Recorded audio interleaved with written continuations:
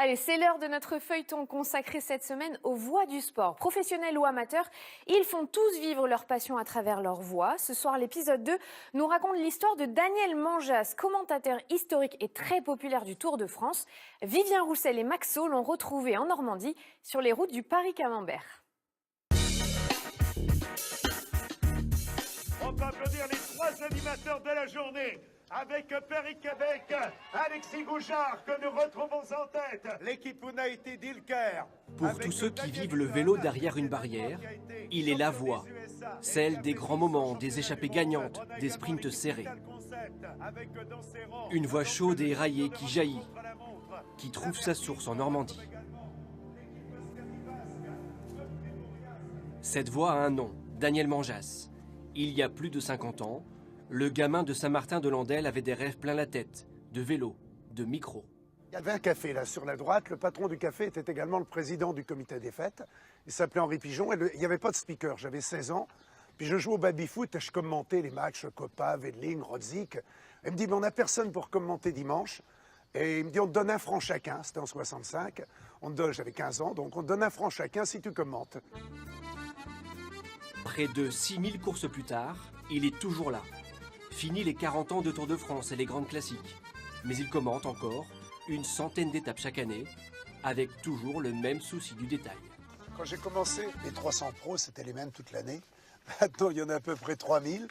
Et là, on a une équipe de Norvège qui est arrivée, donc l'équipe de Joker, avec des néo-pros. Donc je suis allé regarder un petit peu leurs fiches. Ce matin, c'est Paris-Camembert.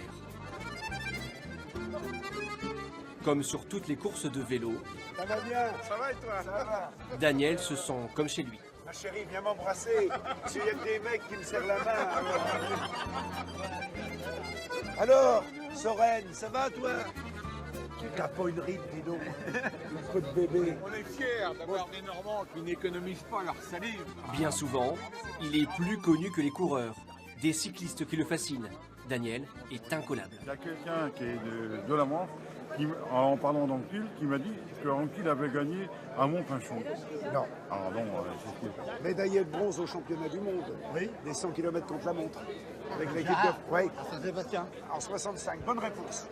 Et sous vos applaudissements, le départ d'une nouvelle édition de Paris-Camembert le Petit. Le voilà prêt à prendre le micro pour 3 heures, avec une énergie, une envie intacte. La route d'Adélie de Vitré. Je ne vais pas aller jusqu'à dire que c'est une jouissance, mais c'est un plaisir. Je peux être malade, je peux souffrir, un peu des cordes vocales, être un peu enrhumé. Je prends le micro, j'ai plus mal.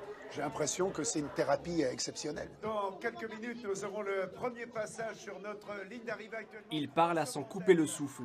Les situations de course, les écarts, les anecdotes.